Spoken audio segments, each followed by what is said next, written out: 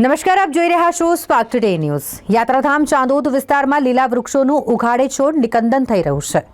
One પર્યાવરણ તેમજ લાગતા વળગતા ખાતાની બેજવાબદારી, લાપરવાહી અને અધિકારીઓની આંખ આડા કરવાની નીતિના પરિણામે આ થઈ રહ્યું છે। વન વિભાગ અને તંત્ર દ્વારા આવા તત્વો સામે નક્કર કાર્યવાહી નહીં થતા જીવદયા અને પર્યાવરણ પ્રેમીઓ તંત્ર સામે શંકાસેવી ફિટકાર વરસાવી રહ્યા છે।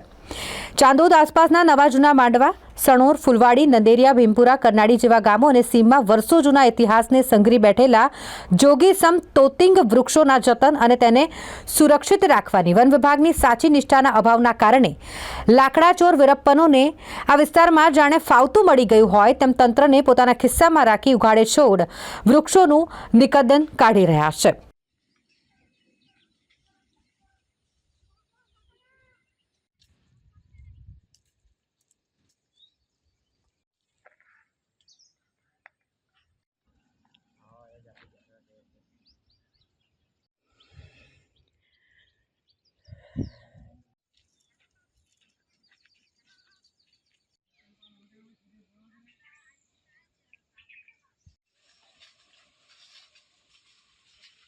પહેલી વસ્તુ કે વૃક્ષનું જ્યારે છેદન થાય છે ત્યારે દુઃખ એટલું થાય કે આપણા જીવન જરૂરિયાતની જે 4 વસ્તુ છે, હવા, પાણી, ખોરાક અને રહેઠાણ, એ આ વૃક્ષોના આધારિત છે। અને આપણા આ જે જંગલ વિસ્તાર છે ત્યાં આગળથી કોઈ પણ જાતની પરમિશન વગર જ્યારે આ વૃક્ષોનું છેદન થઈ રહ્યું છે, અને એ પણ એવા વિસ્તારની અંદર કે જ્યાં આગળ જે પ્રાકૃતિક સંપદા જે છે કે વન્યજીવોનું ઘર છે, અહીં આગળ દુર્લભ કહેવાતા એવા શિડ્યુલ વનના જે દીપડા છે અહીં આગળ વસવાટ કરે છે, ઘુવડ કુળના જે અમુક પક્ષીઓ છે કે જે આપણા ભારતીય સંરક્ષણ ધારા 1972 હેઠળ જે સંરક્ષણ મળેલું છે એવા વિસ્તારમાં અને એવા ઝાડ ઉપર જ્યાં આગળ એમના માળા હતા એવા વિસ્તારની અંદર આ વૃક્ષોનું છેદન થઈ રહ્યું છે।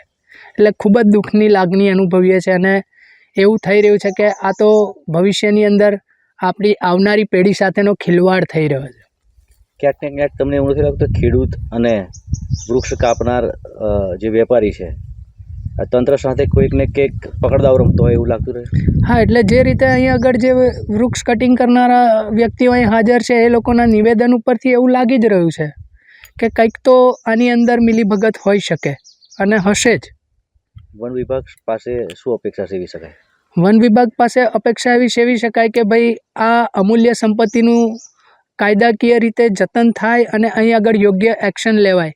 કારણ કે ઘણીવાર એવું થાય કે એ લોકોને આ વસ્તુની ખબર નથી અને આ કેસમાં પણ એવું જ છે કે મૌખિક રીતે વન વિભાગમાં અરજી આપી છે એવું વૃક્ષ કટિંગવાળાનું કહેવું છે।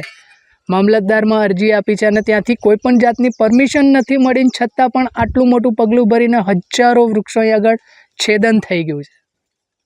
એટલે આના ઉપર યોગ્ય કાર્યવાહી અને પગલાં લેવા જરૂરી છે અને જે તે લોકો જવાબદાર છે એના ઉપર કડકમાં કડક કાયદેસરની કાર્યવાહી થવી જ જોઈએ। કયા કયા વૃક્ષો હશે કદાચ તમારે અહીં આગળ જોવા જઈએ તો મોસ્ટલી લીમડાના વૃક્ષો છે, સાથે સાથે આરક્ષિત પ્રકારના જે વૃક્ષો છે 5, એમાંથી એક જે વૃક્ષ છે જેને ખેર કહેવામાં આવે છે એના પણ અહીં આગળ વૃક્ષો છે, ગોરા સામલીઓ છે, એવા ઘણા બધા વૃક્ષો અહીં આગળ છે। અને અહીં આગળ એવી દુર્લભ એવી જડીબુટ્ટીઓ પણ છે અને દુર્લભ પ્રકારના પક્ષીઓનું ઘર પણ છે આ જગ્યા। અને કાયદાની દ્રષ્ટિએ જો હન્ટિંગની વ્યાખ્યા કહેવામાં આવે તો અહીં આગળ જે વૃક્ષો પર પક્ષીઓના માળા હતા, જેમાં ઘુવડના માળા હતા, એ ઘુવડના માળાવાળા જે વૃક્ષો કાપ્યા છે એના લીધે તો એવું કહી શકાય કે આને આપણા જે આ વૃક્ષ ઉપર રહેલા પક્ષીઓના માળાને વૃક્ષ સાથે છેદીને એમને ગુનો કર્યો છે। આ લોકોની હત્યા કરી છે, હત્યા કરવાનો ગુનો લાગુ પડે આમાં।